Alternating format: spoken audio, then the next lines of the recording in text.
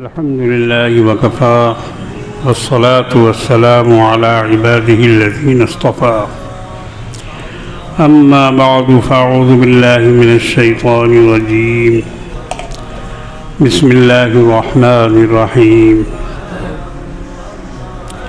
मा कान मुहम्मदुन अबा अहदिम मिन रिजालिकुम वलाकिन रसूलल्लाहि व खातमन नबिय्यीन व कानल्लाहु बिकुल्लि शैइन अलीमा सदक़ल्लाहुल अज़ीम। प्यारे भाइयों, बुजुर्गों और दोस्तों, गुज़िश्ता जुमा में भी आप हज़रात ने इसी आयत करीमा के तहत में ख़त्म नबूवत पर और उसके अक़ीदे पर कुछ बातें समाअत फरमाई। अक़ीदा का मसला ऐसा है कि अगर कोई नमाज पढ़ रहा है, रोज़ा रख रहा है, हज कर रहा है, ज़कात दे रहा है, मज़हब के तमाम फ़राइज़ को अदा कर रहा है, लेकिन उसके अक़ीदे में बिगाड़ है, अक़ीदा ख़राब है, तो वो उसके सारे आमाल जो है वो अकारत हो जाते हैं। कोई आदमी अल्लाह के सामने कम नेकी, कम आमाल लेके अगर पहुँचे, लेकिन उसका अक़ीदा दुरुस्त हो, तो उसकी बख्शाइश की उम्मीद है। लेकिन कोई आदमी बहुत ज़्यादा अमाल लेके पहुँचे लेकिन अक़ीदा दुरुस्त नहीं है, तो वो उसके सारे अमाल वापस कर दिए जाए, कबूल नहीं होंगे। मगर लोग इसको बहुत हल्के से लेते हैं। अरे भाई, कोई कुछ मान रहा है तो मानने दो, किसी का अक़ीदा है तो रहने दो, कोई अपने तौर पर कर रहा है तो करने दो।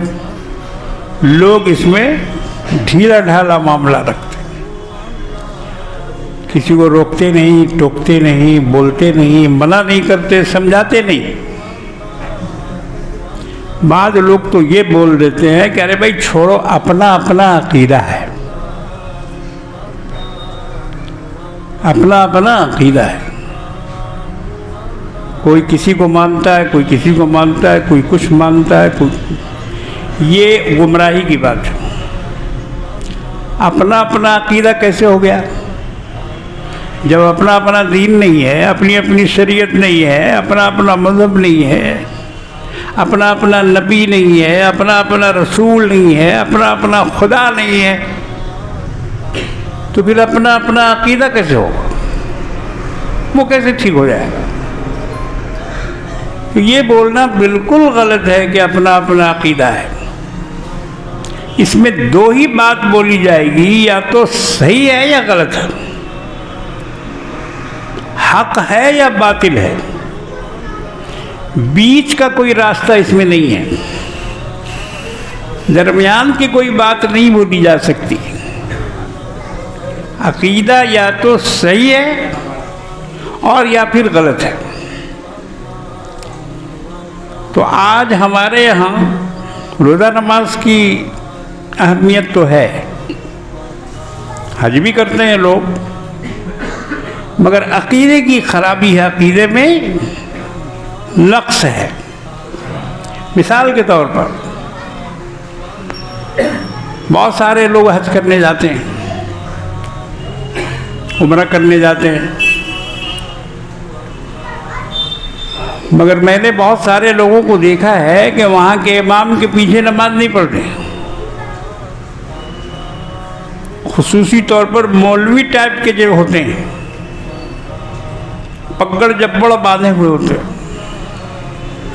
हाथ में लाठी डंडा लिए हुए होते हैं, यही तो रह गया इनके पास, और तो कुछ नहीं।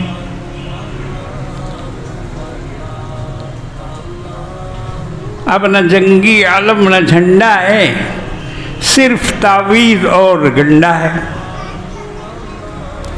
क्या बचा है जनाब शेख के पास, कुछ हदीसें हैं एक डंडा है।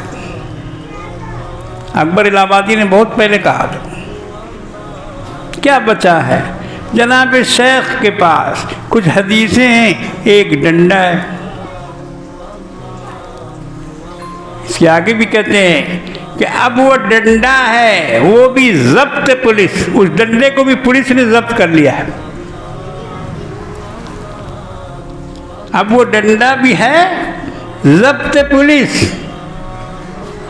है, ज़बां गर्म कल्ब ठंडा है। क्या बात कही है देखो, है ज़बां गर्म कल्ब ठंडा है। ज़बान से तो बहुत झाग उड़ाते हैं, धुआंधार बोलते हैं कि फलां साहब जो है बहुत धुआंधार तकरीर करते हैं, यानी उनकी तकरीर में धुआं ही धुआं होता है, भट्टी जलती है। जैसे स्टीम लोकोमोटिव होता है कि उसमें से पानी भी गिर रहा है, धुआं भी निकल रहा है, भाप भी छूट रहा है, आवाज़ भी हो रही है। तो ये मौलाना क्या हुए, स्टीम लोकोमोटिव हो गए। अरे किससे लड़ना चाहते हैं, हमको यही नहीं समझ में आता है। स्टेज पे आए हैं, किससे लड़ने के लिए आए हैं, कौन है इनका मद्दे मुकाबिल, समझ से बाहर है। किसी यहूदी को, किसी अंग्रेज को, किसी हिंदू को, किसी पंडित को, किसी जैनी को, किसी बुद्धिस्ट को आप इस तरह से तकरीर करते हुए नहीं देखेंगे जैसे हमारे मौलवी लोग स्टेज पे तकरीर करते हैं।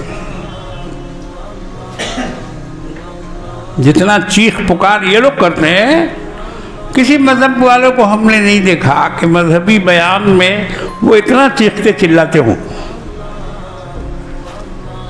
और ऊपर से 2 4 5 आदमी नारा लगाने के लिए भी रहते हैं। मौलाना साहब आ रहे हैं तो नारा लगाइए, आके बैठ रहे हैं तो नारा लगाइए, कुछ कह रहे हैं तो बीच बीच में नारा लगाइए। नारा तो मैदान जंग की चीज़ है बेवकूफ़, वहाँ लगेगा नारा। अल्लाह के रसूल ने भी नारा लगाया था, मगर कोई बहुत अहम मसला था, उमर का मुसलमान होना। उमर जैसे शख्स का मुसलमान होना। और जब वो पहुँचे मुसलमान होने के लिए, अल्लाह के रसूल ने आगे बढ़कर उनका दामन पकड़ा और कहा कि पूछा कि उमर किस लिए आए हो? तो कहा कि या रसूल अल्लाह, मैं इस्लाम कबूल करने आया हूँ। हुजूर को उनके इस बात से इतनी खुशी हुई कि आपने वहाँ पर अल्लाहु अकबर नारा लगाया। तमाम सहाबा ने भी नारा लगाया। मक्का की पहाड़ियाँ उस नारे से गूंज उठी। ये है नारे की जगह, ये है नारे की जगह। क्योंकि उमर के बाद इस्लाम जैसा पहला था वैसे नहीं। पहले खाना काबा में नमाज नहीं पढ़ सकते थे, अब नमाज पढ़ने जाने लगे। पहले खुल के बाहर निकल नहीं सकते थे, अब खुल के निकलने लगे, चैलेंज करने लगे। तो मैं अर्ज़ ये कर रहा हूँ, बताना ये है कि इस किस्म की जो चीज़ें हमारे यहाँ हैं, इससे अक़ीदे का कोई ताल्लुक़ नहीं है, बल्कि ये अक़ीदा बिगाड़ने वाली चीज़ें हैं। इससे अक़ीदा बिगड़ता है। इसलिए मेरे भाइयों, अमल जैसा भी हो कमज़ोर हो, लेकिन अक़ीदा दुरुस्त हो। अब वो हज के बारे में मैं कह रहा था कि वहाँ जाते हैं मगर वहाँ के इमाम को मुसलमान नहीं समझते। ये क्या है? ये अक़ीदे की गड़बड़ी है, अक़ीदे में ख़राबी है। गया है हज करने, उम्रा भी करेगा, तवाफ़ भी करेगा, वहाँ जाकर नवाफिल भी पड़ेगा, खाना काबा के घर तवाफ भी होगा, सब कुछ होगा, मगर नीयत अकीदत में ये गड़बड़ी है कि यहाँ के इमाम जो हैं वो काफिर हैं। और मसला क्या है, काफिर के पीछे जिसने नमाज पढ़ी वो भी काफिर हो जाएगा। मसला तो यही है, शरीयत तो ये कहती है कि अगर किसी का काफिर होना मालूम हो तो उसके पीछे नमाज पढ़ना भी कुफ्र है। अब देखिए क्या बिगाड़ है अकीदे का। ये फतवा आज का नहीं है, 100 साल पुराना है, 100 साल। और मेरे पास वो किताबें मौजूद हैं जिसमें इमाम हरम को काफिर माना गया है, कहा गया है। और ये अकीदा है उनमें से बहुत सारे लोगों का। कलकत्ता की नाखुदा मस्जिद में जब इमाम का मसला उठा था आज से 20 साल पहले कि कौन इमाम रहेगा, इमाम साबिर साहब का इंतकाल हो चुका था। और उसके बाद फितना हुआ, वहाँ ज़बरदस्त फितना, मस्जिद में मारा पिटी तक हुई। तो उनके जो बड़े मुतवल्ली हैं उन्होंने हमको फ़ोन किया कि कारी साहब 35 बरस तक हम लोगों ने आपके इमाम को झेला, अब हमारे इमाम को आप झेलिए, अब हमारे इमाम को आप झेलिए। उनका फ़ोन आया था। झेलने का मतलब क्या है? हम लोगों ने इतने बरस तक नमाज पढ़ी साबिर साहब के पीछे, अब हम अपना इमाम ला रहे हैं, अब आप लोग उसके पीछे पड़िए।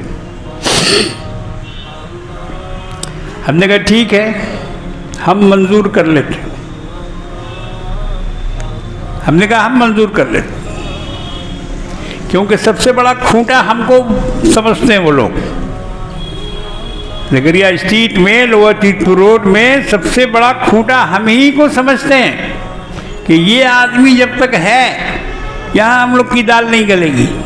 और अल्लाह का फजल व करम है, अल्लाह की मेहरबानी है हमारे साथ, खुदा का हाथ है हमारे सर पर कि हम वहाँ अकेले तने तनहा हैं। 12 दिन 13 दिन तक अल्हम्दुलिल्लाह मुहर्रम का बयान होता है, और भी हमारे प्रोग्राम होते रहते हैं रबीउल अव्वल में और दूसरे मौके से। तो वो ये समझते हैं कि अगर ये आदमी राज़ी हो गया तो हम लोगों का काम आसान हो जाए, और अगर ये नहीं राज़ी हुआ तो फिर मुश्किल है। हमने उनसे कहा कि आपका इमाम हमको कबूल है, चलिए खुश हो जाइए आप, मगर एक शर्त है। हमने शर्त लगाई, हमने कहा एक शर्त है, पहले अपने इमाम से ये लिखवा लीजिए कि हरम के इमाम काफिर हैं या नहीं, ये लिखवा लीजिए। 2 जुमला, इमाम हरम को आप काफिर समझते हैं कि मुसलमान?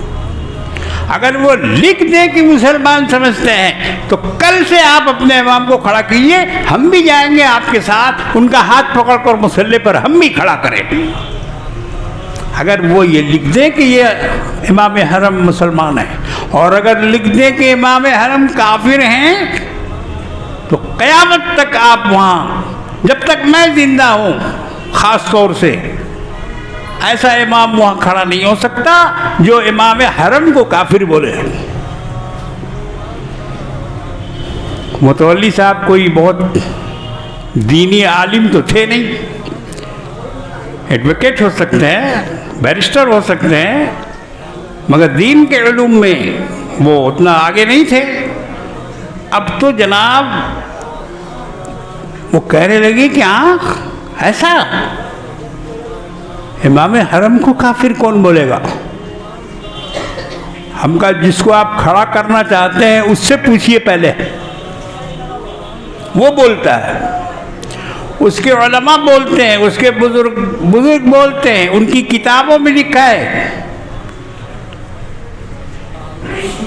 हालांकि मुतवल्ली भी बरेलवी ही में से थे, मगर बरेलवी हर आदमी बरेलवी नहीं होता, हर आदमी बरेलवी नहीं होता है। ठीक है, दुआ तावीज़ है, फूल पान है, अगरबत्ती है, मोमबत्ती है, चिराग है, बत्ती, सब अपनी जगह पर है, मगर कट्टर बरेलवी वही है जो इमाम हरम को काफिर बोलता है। आप में से बहुत से फातिहा खानी करते होंगे, मज़ारों पे भी जाते हैं, फूल लेके चादर लेके भी लोग जाते हैं, मगर आप क्या समझते हैं कि वो बरेलवी है? नहीं, वो हैं रैलवी, उनको हम कहते हैं रैलवी। एक रैला है कि जिसमें वो बह रहे हैं, बरेलवी नहीं है। बरेलवी असल वो है जो इमाम हरम को बोलता है काफिर, और उनके पीछे वहाँ भी जाता है तो नमाज नहीं पढ़ता। हमने ऐसे लोगों को देखा है कि वो अपनी जमात अलग करते, नमाज में तो उनको मजबूरन बांधना पड़ता है सफ़, अगर खड़ा रहेगा या बैठा रहेगा सफ़ में तो पुलिस पकड़ के ले जाएगी और वो पिटाई करेगी कि सब चौधराई भूल जाएगा। इसलिए जमात के वक्त तो खड़ा हो जाता है, हाथ बांध लेता है, नियत बांध लेता है, रुकू भी करता है, सजदा भी करता है, शामिल रहता है, लेकिन जैसे ही इमाम सलाम फेरता है उनमें का एक आदमी उठ करके अल्लाहु अकबर अल्हम्दुलिल्लाह रब्बिल आलमीन शुरू कर देता है, और उनके पीछे कुछ और लोग भी होते हैं 10-5 जो उनके साथ आए हुए, वो अपनी नमाज अपनी जमात शुरू कर देते हैं उस वक्त। तो मेरे बुजुर्गों और दोस्तों, वो मुतवल्ली साहब तैयार नहीं हुए, वो गए अपने इमाम के पास, कहा कि भाई लिख दो इसमें, इमाम हरम जो है वो काफिर है या मुसलमान है। उसने कहा हम नहीं लिखेंगे। नहीं लिखोगे तो फिर ठीक है, जाओ। उनका कमरा बन गया था, कमरा में रंग हो गया था, कमरे में ताला चाबी लग गया था, कमरे में नेम प्लेट लिख दिया गया था जी। उनको 6 महीने की एडवांस तनख्वाह दे दी गई थी, ये सारी तैयारी मुकम्मल हो चुकी थी। अब सिर्फ उनको मुसल्ले पे खड़ा होना था पूरी तैयारी के साथ, और पूरी उनकी पार्टी उनके पीछे, यहाँ से लेके मटिया बुरुज तक, मटिया बुरुज से कमरहट्टी तक, कमरहट्टी से टीटागढ़ तक, जितने भी उनके मानने वाले थे सब ताक में बैठे हुए थे। मगर उस इमाम की हिम्मत नहीं हुई कि वो इसमें लिख दे कि इमाम हरम काफिर हैं। तो मुतवल्ली साहब को यकीन नहीं आया। मुतवल्ली साहब ने कहा कि किताब है आपके पास? हमने कहा बिल्कुल है, किताब है, भेजें आपको? कहा हाँ भेजिए। तो हमने उस किताब का वो वरक जिसमें वो फतवा था, उस वरक को 100 कॉपी ज़ेरोक्स करवाया, और करवा कर उस टाइप के जितने लोग ज़करिया शीट में थे सबको एक एक भेजा, और मुतवल्ली साहब को भी भेज दिया, और कहा कि इसको अपने इमाम साहब को भी दिखला दिए। इस अकीदे से क्या खराबी हुई मालूम है? इमाम जब काफिर होगा तो उसके पीछे नमाज जितने लोग पढ़ने वाले हैं सब काफिर होंगे। अब बोलो वहां कितने साल से इमाम पढ़ा रहा है नमाज, और हर साल कितने लोग उसके पीछे पढ़ रहे हैं नमाज, और हर साल के हज में 40 लाख 50 लाख मुसलमान मैदान अरफात में नमाज पढ़ रहे हैं, और वो इमाम भी उन्हीं का है, बरेली से नहीं गया हुआ इमाम, कलकत्ता का नहीं है वो भी वहीं का है और उसी मसलक का है। तो ये 50 लाख करके 60 लाख करके जो हर साल 100 साल से लोग नमाज पढ़ रहे हैं, तो ये लोग मुसलमान रहे? उनके मसले के हिसाब से इनमें का कोई भी मुसलमान नहीं बचा। सबों को इन्होंने एक लाइन से लाठी मार के काफिर बना दिया। नऊज़ुबिल्लाह मिन ज़ालिक। ये है अकीदे की खराबी और उसका ये है नुकसान। अगर अकीदा ठीक तो सब ठीक, अकीदा गड़बड़ तो सब गड़बड़। नमाज, रोजा, हज, ज़कात सब खराब। उनमें एक आदमी आए मुझसे मुसाफा करने के लिए, मिलने के लिए। हमसे उनका जान पहचान, आना जाना है। हमने कहा मुसाफा बाद में करोगे, पहले अब जाके अपना निकाह पढ़ाओ। निकाह डबल से पढ़ो। तुम मानते हो ना कि इमाम हरम काफिर है? बोला हाँ हम तो मानते हैं। हम कहा जब काफिर हैं तो तुम अभी जाके नमाज पढ़ के आए हो ना, वहाँ उम्रा में गया था वो। हम कहा नमाज पढ़ के आए हो ना? कहा कि हाँ हम तो पढ़ा। हम कहा पढ़ा तो निकाह, तेरी बीवी तेरे निकाह से निकल गई और बच्चे तुम्हारे जितने सब अव्वल नंबर के हरामी हुए। देखिए अकीदे की गड़बड़ी बता रहा हूँ। इसलिए सबसे पहले अपने दीन ईमान को दुरुस्त रखने के लिए अकीदा दुरुस्त करो। अल्लाह अल्लाह है, रसूल रसूल हैं, पैगंबर पैगंबर हैं, वली वली हैं। सबको उनके अपनी जगह पर रखो। अल्लाह देता है, सबको देता है। अल्लाह कहता है कि मुझसे मांगो, मुझसे मांगो। ज़करिया अलैहिस्सलाम ने औलाद किससे मांगी थी? किसी की मदद पे गए थे? अपने बाप की कब्र पे गए थे? उनके बाप तो उनसे ज्यादा बुजुर्ग हुए, तो उनसे मांगा था औलाद। उनसे दुआ की थी कि हमें एक औलाद दे दीजिए या दिलवा दीजिए। डायरेक्ट अल्लाह से मांगा और ऐसे वक्त में मांगा जबकि औलाद नहीं होती है। बूढ़े हो गए, सर के बाल सफेद हो गए, हड्डियां कमजोर हो गई, मगर हौसला कैसे मिला? बेमौसम दुआ करने का। किससे मिला हौसला? हजरत मरियम अलैहिस्सलाम से, जिनकी वो किफालत करते थे। मरियम को जिन्होंने परवरिश की, पाला, और मरियम के लिए खाना लेकर 2 वक्त जाते थे उनके हुजरे में, और मरियम को उनकी वालदा ने कलीसा के लिए वक्फ कर दिया था। इन्नी नज़रतु लका मा फी बतनी मुहर्रमा। जब वो पेट में थी तभी उनकी अम्मा ने ये नियत कर ली थी कि जो मेरी औलाद पैदा होगी हम उसको अल्लाह के दीन के लिए, अल्लाह के नाम पर वक्फ कर देंगे। इसलिए जनाब मरियम अलैहिस्सलाम की परवरिश कलीसा में हुई और उस कलीसा के बुजुर्ग थे हजरत ज़करिया अलैहिस्सलाम। खाना पहुंचाते थे 2 वक्त। तो एक दफा गए तो देखा कि तरह तरह का फल रखा हुआ है, बेमौसम का फल। उस वक्त मौसम नहीं था उस फल का। तो ज़करिया अलैहिस्सलाम को बड़ा ताज्जुब हुआ कि हमने तो इसको दिया नहीं। खाना हम देते हैं 2 वक्त, और कौन मरियम के पास आता है जो इसको इतना फल वगैरह दे के जाता है? और ये बेमौसम का फल कहाँ से मरियम के पास आया? बड़ा ताज्जुब हुआ, हैरान हुए। सवाल किया, क़ाल या मरियम अन्ना लकी हादा। ऐ मरियम, ये सब तुम्हारे पास कहाँ से आया? किसने दिया तुमको?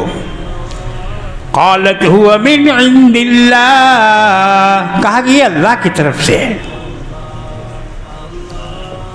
इन्नल्लाह यर्ज़ुक़ु मन यशाअ बिग़ैरि हिसाब। अल्लाह जिसको चाहता है बगैर हिसाब किताब के रोजी देता है। बगैर हिसाब का मतलब ये नहीं कि जहाज भर भर के। बगैर हिसाब का मतलब ये कि उसकी कोई लिखा पढ़ी नहीं होती, कोई गिनती नहीं होती है, उसकी गिनती से बाहर है। जिसको चाहता है।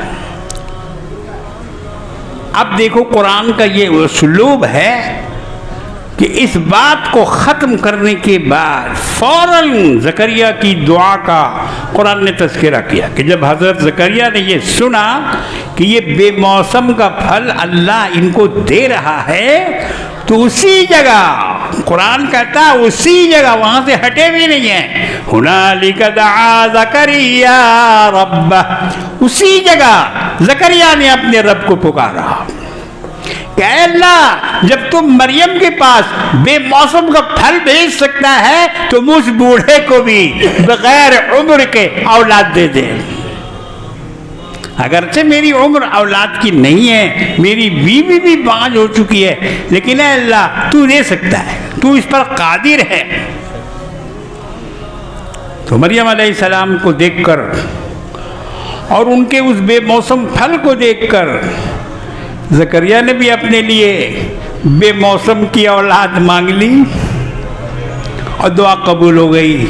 अल्लाह ने हज़रत यहया अलैहिस्सलाम को अता फरमाया, हज़रत ज़करिया की औलाद बनाकर, नबी बनाकर, और उनकी इस ख्वाहिश को, उनकी इस दुआ को अल्लाह ने कबूल किया। तो मेरे बुजुर्गों और दोस्तों, हमें सबक इन बातों से लेना चाहिए कि हमारे बुजुर्गों ने, हमारे बड़ों ने किससे औलाद मांगी थी। आजकल क्या हो रहा है, बड़े बड़े मज़ारात बन रहे हैं। मैं औलिया अल्लाह का मुखालिफ नहीं हूँ, नऊज़ बिल्लाह, औलिया अल्लाह को मानता हूँ, औलिया अल्लाह की कदर करता हूँ, औलिया अल्लाह के लिए इसाले सवाब करता हूँ। अल्लाह सबकी मग़फ़िरत करे, अल्लाह सबको बख्श दे और उनके सदक़े में हम गुनाहगारों को बख्श दे, ये सब अपनी जगह पर दुरुस्त है। मगर वहाँ जाकर उस तरह से मांगना जैसे अल्लाह से मांगा जाता है, ये शिर्क है। इसको एकदम याद रखो, ये शिर्क है। खुदा से जिस तरह मांगा जाता है, अल्लाह हमें बेटा बेटी दे, हमें औलाद दे, हमें रिस्क दे, उसी तरह से जाके बाबा के दरबार में जाके बाबा हमको बेटा दे। बाबा क्या बेटा दे सकते हैं? बाबा के इख्तियार में है बेटा देना? नहीं है इख्तियार में। ये मानो, ये अकीदा रखो कि बाबा के इख्तियार में कुछ नहीं है। और जितने भी दुनिया में गैरुल्लाह के सिवा पूजे जा रहे हैं, बड़े समझे जा रहे हैं, दाता और बाबा और ठाकुर और जो भी, अल्लाह फरमाते हैं इनमें से कोई भी देने के लायक नहीं है। किसी के पास कुछ भी नहीं है, किसी के पास कुछ भी नहीं है। कह दीजिए, अल्लाह फरमाते हैं कुल तदऊन मिन दूनिल्लाहि मा यमलिकून मिन क़ित्मीर। देखो ये आयत अल्लाह है, जो अल्लाह के सिवा दूसरे को पुकार रहा है, उसके पास खजूर की गुठली के ऊपर का छिलका देने की भी ताकत नहीं। कितनी मामूली मिसाल है, मगर ज़बरदस्त मिसाल है। अल्लाह ने फरमाया कि उनके अंदर ये भी सलाहियत नहीं है कि वो खजूर के ऊपर की गुठली जो होती है और उसका जो छिलका होता है, कितमीर उसको बोलते हैं अरबी में, वो भी देने की उनके अंदर सलाहियत नहीं है। तुम मांग रहे हो औलाद, तुम मांग रहे हो बेटा बेटी, तुम मांग रहे हो दुकान, तुम मांग रहे हो मकान। अल्लाह फरमाते हैं उनके पास ये भी सलाहियत नहीं है। बाद लोग इसमें धोखा देने की कोशिश करते हैं, अरे भाई ये सब चीज़ें तो बुतों के लिए हैं, औलिया अल्लाह के लिए थोड़ी हैं। देखो यहाँ से लंगी मारा शैतान ने। शैतान तो हर रास्ते पर बैठा हुआ भटकाने के लिए। अल्लाह के रसूल ने फरमाया कि मेरी उम्मत 73 फ़िरक़ों में तकसीम होगी और हर रास्ते पर एक शैतान बैठा हुआ है। एक के अलावा हर रास्ते पर सिर्फ वही रास्ता है जो अल्लाह का रास्ता है। इन्न हाज़ा सिराती मुस्तक़ीमन फत्तबिऊह वला तत्तबिउस सुबुल फतफर्रक़ बिकुम अन सबीलिह। इन्न हाज़ा सिराती मुस्तकीमन, ऐ लोगों ये जो मेरा रास्ता है, मेरा तरीका है, मेरी शरीयत है, मेरी दावत है, बस यही है, यही सीधी राह है, यही सीधा रास्ता है, इसमें कोई अदल बदल किसी तरह का कोई भी नहीं होगा। फत्तबिऊ, मेरे रास्ते पे अमल करो, इसका इत्तिबा करो। आज अजान देने में पहले सलातो सलाम पढ़ा जा रहा, कहाँ से लाया, किस हदीस में है ये, किस नबी ने सिखाया है ये? अरे भाई दुरूद जो हम लोग पढ़ते हैं, अल्लाहुम्मा सल्ली अला सय्यिदिना मुहम्मद, मगर जो नमाज में दुरूद पढ़ा जाता है उसमें सय्यिदना नहीं है? नमाज में जो दुरूद इब्राहिमी पढ़ी जाती है उसमें सय्यिदना का लफ्ज है? नहीं है। तो आप मिला के देखिए, अल्लाहुम्मा सल्ली अला मुहम्मदिन व अला आले मुहम्मदिन कमा सल्लैता अला इब्राहिम व अला आलि इब्राहिम, एकदम नहीं है सय्यदना, वहाँ नहीं, लगा भी नहीं सकते आप, हुक्म नहीं है। अगर लगाएंगे तो वो बिदअत होगा, अगर सय्यदना लगाएंगे तो वो बिदअत होगी।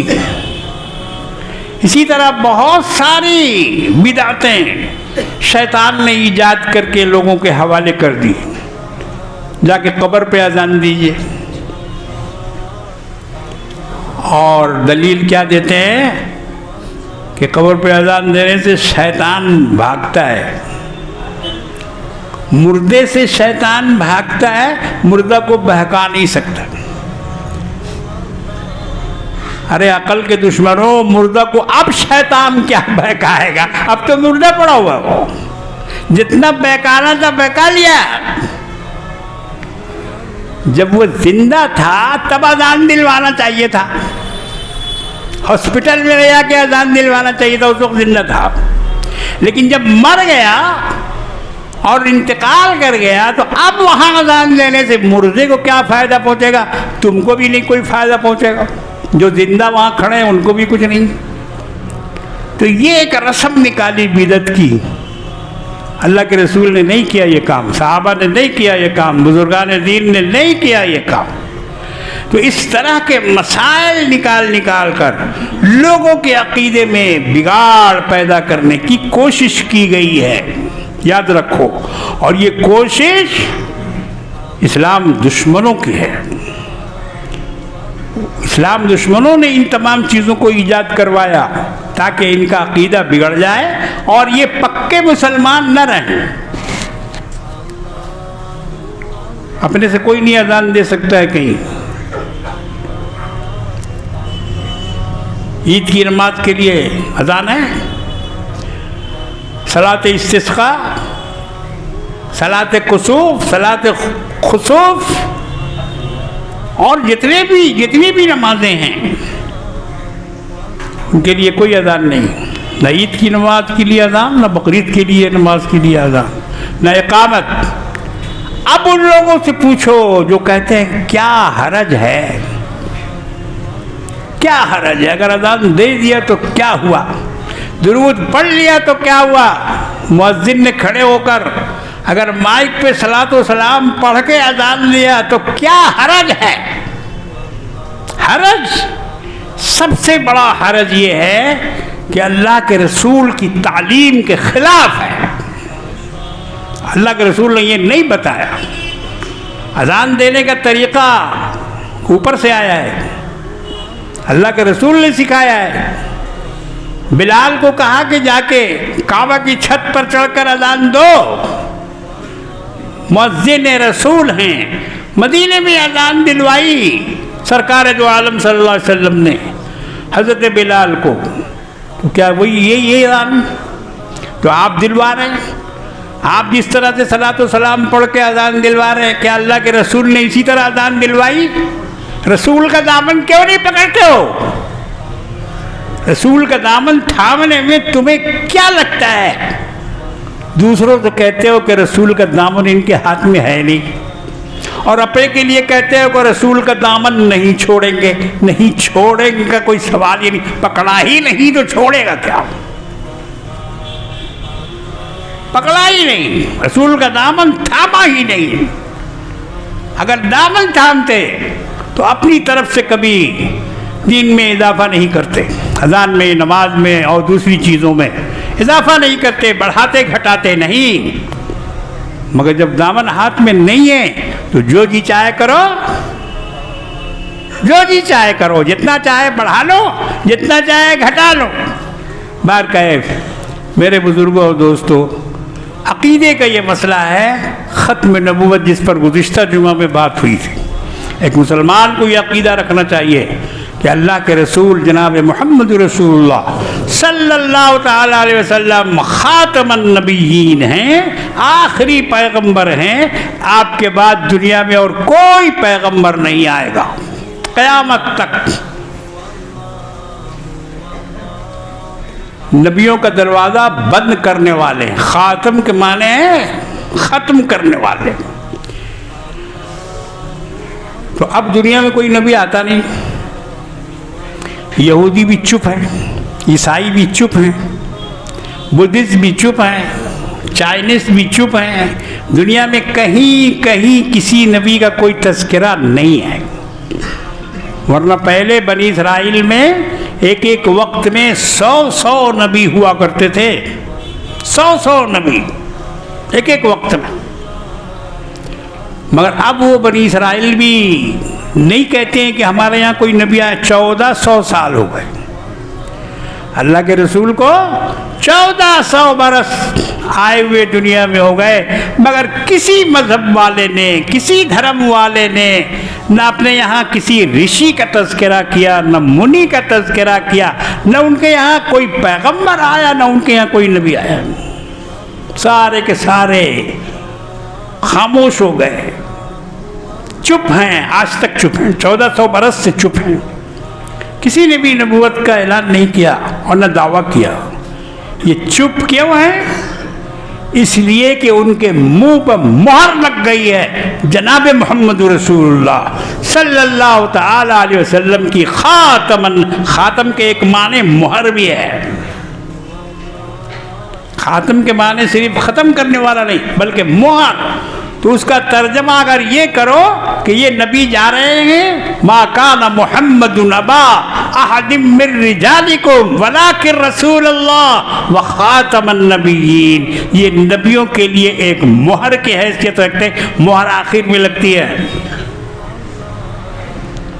मोहर आखिर में लगती है। तो ये नबूवत के महजरनामा पर सरकार दो आलम सल्लल्लाहु अलैहि वसल्लम की आखिरी मोहर थी। आज दुनिया इसको मानती है और दुनिया खामोश है। कहीं से किसी जगह से भी कोई भी नबूवत का दावा नहीं कर रहे हैं। पर कैफ इंशाअल्लाह अगले जुमे में आपके सामने इसकी और मज़ीद तशरीह जो बाकी रह गई है वो करूँगा। अभी एक मेरे पास अपील आई है इसी मस्जिद के सिलसिले में जहाँ आप हजरात बैठे हैं, इसका कुछ हिस्सा मीनारा वगैरह खस्ता हाल हो गया है, जिसे फिलफौर मरम्मत करने की ज़रूरत है। और इस वजह से मरम्मत का काम शुरू भी कर दिया गया है। रंग रोगन का भी काम इंशाअल्लाह आप लोगों के ताउन से रमज़ान से पहले मुकम्मल करने की कोशिश की जाएगी। लिहाजा आप लोगों से ज़्यादा ताउन की दरख्वास्त है। खर्च करो, अल्लाह के रास्ते में खर्च करो, मस्जिद पे खर्च करो, मदरसे पे खर्च करो, दीन के लिए खर्च करो। वरना एक दिन उठा के सब ले जाएगी मोदी सरकार। जी गिनते रह जाओगे, घर से भागना पड़ेगा, छापा पड़ जाएगा। तब क्या होगा? तब कहाँ लेके भागोगे, कहाँ छुपाओगे, कहाँ रखोगे? इसलिए मेरे बुजुर्गों और दोस्तों, दिल खोल के अल्लाह के रास्ते में खर्च करो, मस्जिद पे खर्च करो, मदरसे पे खर्च करो, फंड बनाओ, महल्लों के लिए फंड बनाओ। इमरजेंसी के लिए फंड बनाओ। अब एकदम ज़रूरी हो गया ये सब, मैं बार बार बोलता रहता हूँ, आप हजरात पता नहीं उस पर कान धरते हैं कि नहीं धरते हैं, मगर ये चीज़ करने की है। अल्लाह ताला से हम तौफीक मांगते हैं कि अल्लाह रब्बुल आलमीन हम सबको कार्य खैर में हिस्सा लेने की ज़्यादा से ज़्यादा भरपूर तौफीक अता फरमाए। व आखिरु दावाना अनिल हम्दुलिल्लाहि रब्बिल आलमीन।